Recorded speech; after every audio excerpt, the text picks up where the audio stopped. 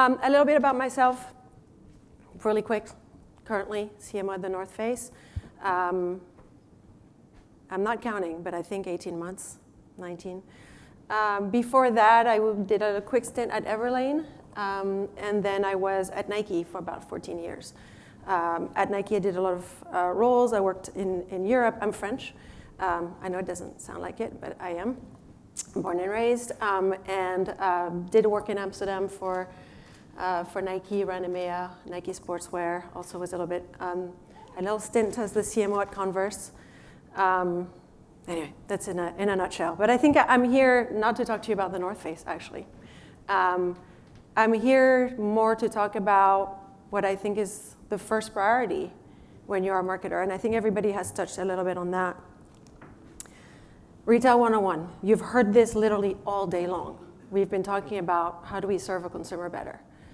Know me, and that's where data, that's where all the insights we've all been talking about comes into play. Once you know me, you can serve me, and that's the transaction, right? That's actually how we close, through service. And we need to do that always with relevance. How do you stay relatable and relevant to your consumer at all times? So I won't repeat this again because I think you've heard a lot about it, but I do want to challenge this a little bit because that formula for me has always been missing a component. Love data, but consumers are not just data points. We tend to forget that consumers are people, like you. The number one mistake I see being done on the teams I've led in the past is people just thinking consumers are other. You are people, consumers are people. It sounds so obvious when I say it, but it is so easy to forget when we are knee-deep into a problem, trying to solve something. We tend to put ourselves outside of the equation when really we should be in the middle of it. Consumers are people. So I want to share, the other thing. So I love videos. I love 2 words on a page. It's also because I didn't have a lot of time, but I love being able to kind of show what I want to talk about through video. And because we're in London, and because I used to run the EMEA team at the time, I wanted to share with you a video that if you were in London in 2017, you might have seen from Nike. If not, I'll introduce you to it. It's mad dated though. I mean, it's like 7 years ago and there's celebrities on there that are not celebrities anymore, just stuff that you see, you're like, ugh. But bear with me, I'll explain why I'm sharing this.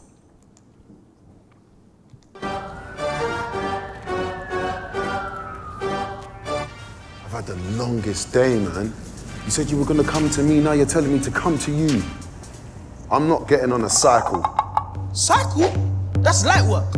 Man's got to run 2 miles from ends just to get to training.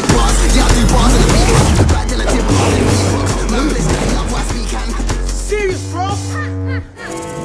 2 miles? Really? I have to run all the way from Zone 6 with my school bag. Oh, you think that's tough? I have to run through Peckham at night. What's wrong with Peckham? Oh yeah? Well, I gotta fight these waste man just to play. This is my multi-purpose. Council funded, football, tennis, basketball court, bam! Fighting? You don't know the meaning of fighting. I have to fight my whole family before I even walk in the ring. That's nothing. In my family, if you're not in first place and you're considered a failure. Oh man, you're begging it. I got more chance of getting hit by lightning than going pro. It's mad.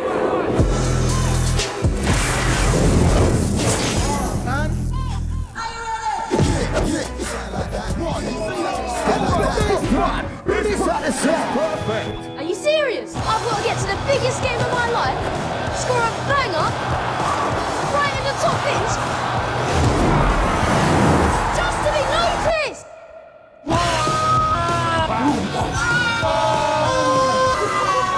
She gets to play with other people. Lucky. No one plays ice hockey in London. I have to be my own team, my own opposition, and my own coach. Yeah? Yeah? Well, I have to run to training, coach my own coach, carry my whole team, and I'm best mates. What will the role be? No.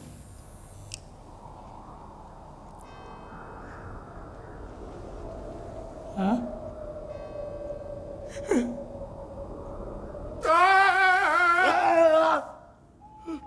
Morning. Oh no! Ever play tennis in London? That's easy. I only get one try to land there. Before getting caught by security. Yeah? Well, I gotta be my own security, cuz. So, if this goes wrong, I'll break my leg! What? Even when I win, I get a broken nose. Well, if I stop swimming, I'll literally die! I don't even have a whole back. I can't lie, I was raised on a struggle. And when it all goes off, I'll be there in a bubble right now. All I wanna do is bubble.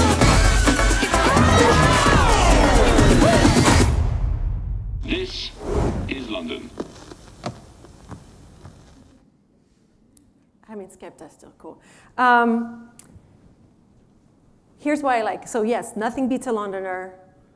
This was a film. First of all, it was the first time that I really grasped this idea of see, touch, and feel.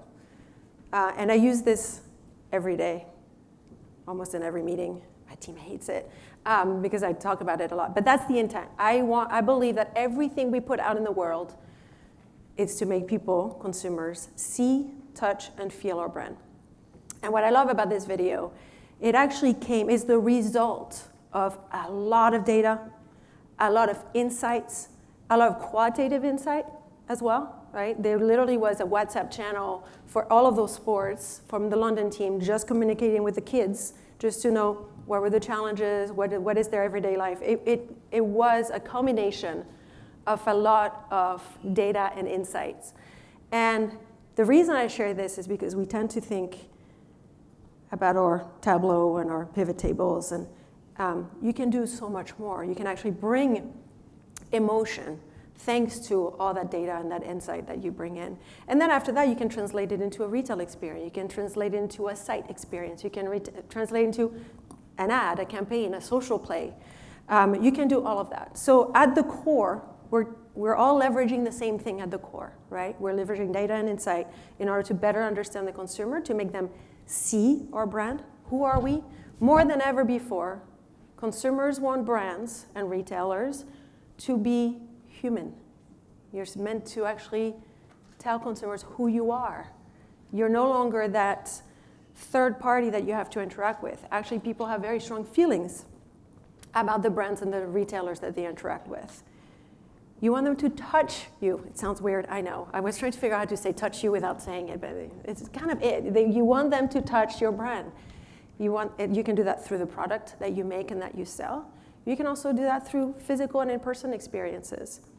And then ultimately, there's this idea of feeling, and that's my favorite one. That's the most important one. I always talk about goosebumps. I think goosebumps are the biggest KPI that we have in marketing.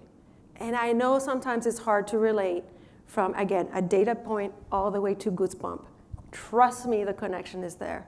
Ultimately, people will care for your brand or your retail if you actually are giving them a feeling, an emotion. So we've talked a lot about service. And a lot of what we do right now is to enable a better service to the customer or to the consumer. I just challenge this notion that service is going to be enough to actually create an emotional connection. There is a connection between senses, seeing, touching, and emotions. And there is a connection, obviously, between emotions and behavior. You actually really want to connect emotionally with your consumer. And service, fundamental, but only takes you so far. So it's a little bit of my challenge to you guys. I don't have all the answers, by the way. I'm just thought-provoking and kind of challenging.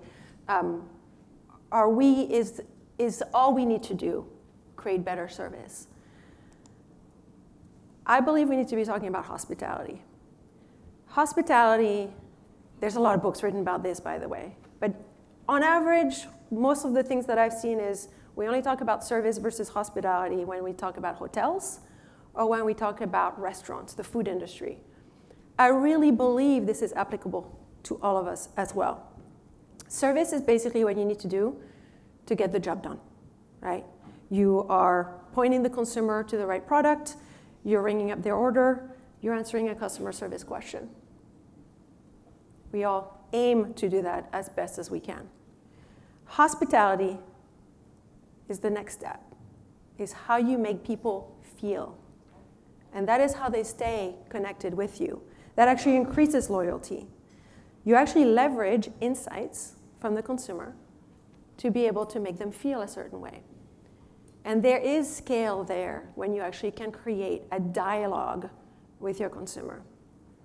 That is really, for me, the distinction between service and hospitality, and actually focusing on hospitality beyond just this, I shouldn't say simple, it's really hard to do service very well. But we actually have to think about it a little bit differently in order to cut through the noise. Let's be real, I think at some point product alone was probably enough to differentiate one brand for the other. Just no longer is. We all kind of are competing against each other. We're all in the same space. I think when I first started my job at the North Face, there was like a strategy map. There was like 12 competitors on it. I can't work with 12 competitors. That means I don't know who I am. So it's really about who you are as a brand and how you are going to actually create a better experience for your consumer. So what does it mean? This is just 3 things. There's plenty more, I'm sure. But, make consumers feel seen and valued. Duh, right? I mean, it's how do you make sure that they feel like you want them there? And that's not easy. I'm not saying any of those things are easy. But we talked a little bit about personalization in the session right before. It is extremely important that if you know I've been shopping for my 2 daughters, 10 and 12, that you don't ask me to buy boys' shorts. It's basic, but that means you know me and you know what I need. Anticipating their needs. Think of like a nice hotel when you're, like I'm going to talk very fancy hotels, but hey, we see you're checking in late. Do you want us to reserve a table at the hotel before reservations go up? That's hospitality, and that's something that you expect from a great hotel. What does it mean for retail? How do you anticipate needs? Anticipating needs can be, we saw you bought this running shoe 6 months ago.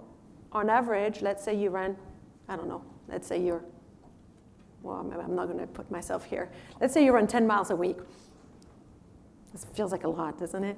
But in 6 months, I might want to actually get an upgrade to another pair of shoes, right? So anticipate the fact that I'm going to need another pair of shoes. Tell me you heard me. Tell me you know what I might need, and be proactive about it. Come to me and tell me that might be what I need. I might need an upgrade. Because otherwise, the minute I actually need to get another pair of shoes, I'm going to start shopping around, and you might not be the top consideration anymore. And then finally, I think a lot about exceeding expectations, because expectations are so high from consumers nowadays, right? I feel like, and think about yourself. You expect the world from the brands that you shop from. You expect them to, again, do all those things. You expect them to be nice and courteous in stores. You expect them to solve your problems. You expect them also to share your values more and more, right? How do you go above and beyond? And there's some easy tactics, like access and surprise and delights.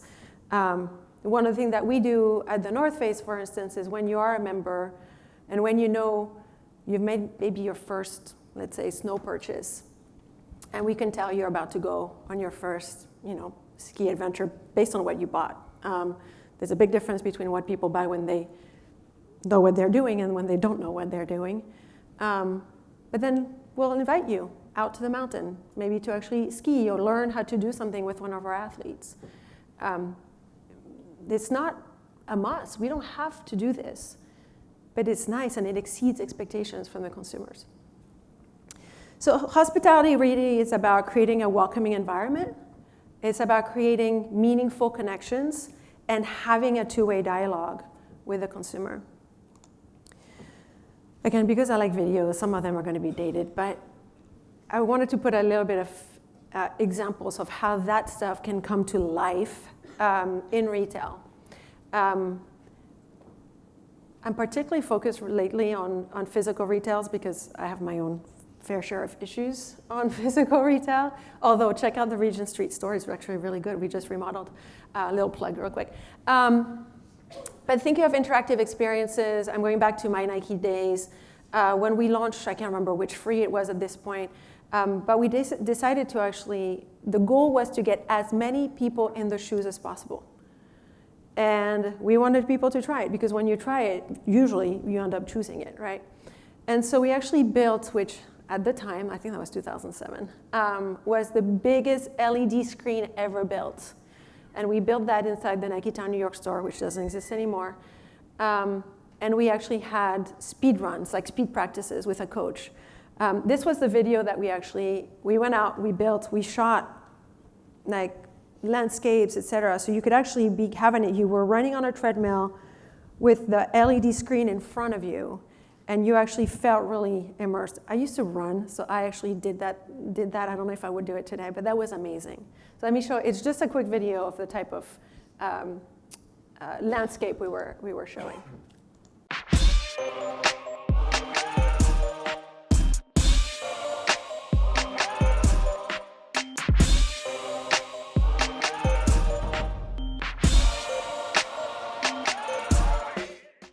So it's, again, it's super short. It's to give you an idea. At first, you can use stock photography. You don't have to do it the Nike way and go to all of those places and shoot it. But that, again, that was the Nike way. I don't know that Nike does that anymore. But it's, how do you actually think about immersive experiences? This was physical, but actually translated online as well. Immersive environments, I actually do a lot of, I don't shop a ton, but the stores that I choose to go to tend to actually really lean towards having immersive experiences. I'm putting this image here. I had a great conversation yesterday about Gentle Monster. If you guys don't know them, they are an eyewear company out of Korea. They're now everywhere in the world, but they're a South Korean company. You really couldn't tell that this is an eyewear company, but when you go into their stores, I've never gone into a store and not come out feeling something for that brand. Those are $200 glasses. They're not the most luxurious, et cetera, but they are spending a crazy amount of money on their experiences because they want you to remember it. And I talk about Gentle Monster all the time. I don't have any investments in the company. I love them because they make me feel something each time. And I want to go, and I go back. And when I know they have a store in a city that I'm visiting, I usually go because I want to check out what their experience is. And usually, I also come out with a pair of sunglasses. I don't need another pair of sunglasses, trust me. But I do it because I like that experience. It speaks to me.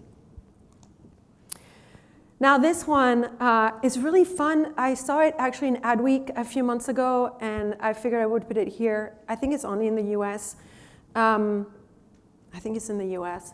But it's like, how do you understand your community, understand your consumer? Who is coming to you? So let me show you this quick video. I ate at another restaurant. I understand that I can do the dinner after dinner, and I can have a burger here. Yes, we have.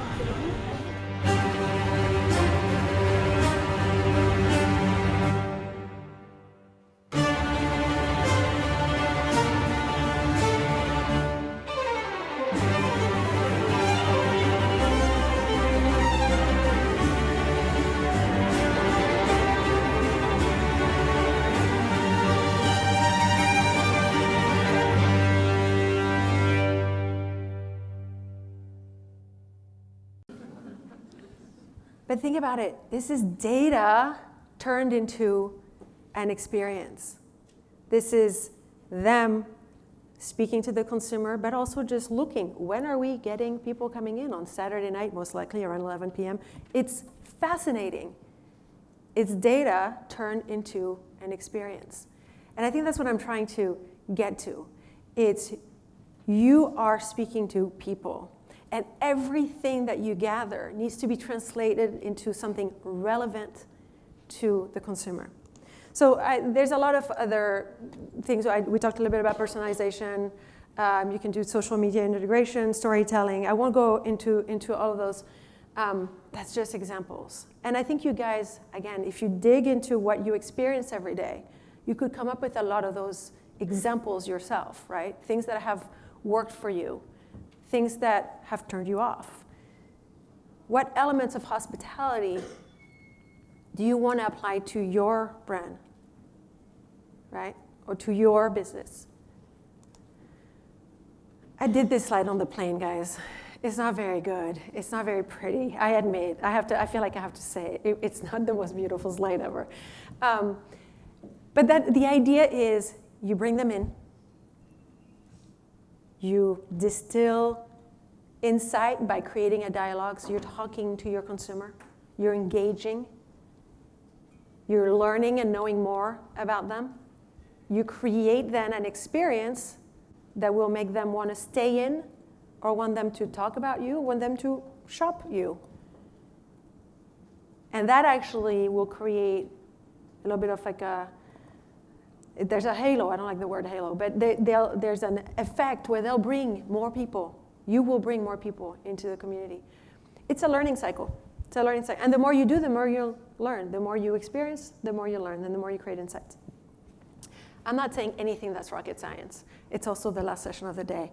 We're going to keep it easy. But the main reason for this conversation is I think we often get stuck with the data points and have a hard time translating it to real, right? So how do we make it real? First, know your consumer. I think a lot of the conversations today have been about knowing the consumer. You also have to care. You actually have to care about your consumer. We have a new CEO in VF Corp, and he was talking to us about love. You have to love your consumer. I'm like, I'm not saying you have to love them, although it'd be great if you did. At least care. Sometimes we don't. Sometimes we see the consumer as, it's revenue. But let's be real, without consumers, you don't have revenue. So you have to care about them. Because also caring allows you to go beyond. Of course, developing omnichannel excellence. I say this all the time. I don't do it yet, by the way. Omnichannel excellence is so difficult. There's so few brands in the world that manage to do this perfectly. But we're all going to keep on trying eventually, I mean, the goalpost keeps on moving also, right? Engaging into two-way conversations. It's not you talking at the consumer. It's engaging with the consumer, hearing, bringing that insight in, and then educating the teams. And that is the biggest challenge, I think, because it's not just you and your roles. It's not educating the creative team and your brand teams, if you have a brand team. It's also educating customer service. It's also making sure, if you have also a physical footprint, that in your stores, people are actually caring as much, because it cannot sit in one part of the business. It has to be what the whole business actually believes in. That is the only way, really, that it can work. So, I kept it short, easy. There were some videos. I'll leave you just those kind of like parting thoughts. It's so funny. When I wrote this down, I'm like, I can't write this. You're a person. Consumers are people. We just have to remember and actually adopt that in our everyday. If you remember that they feel just like you, that they experience things just like you, it will help you make some decisions.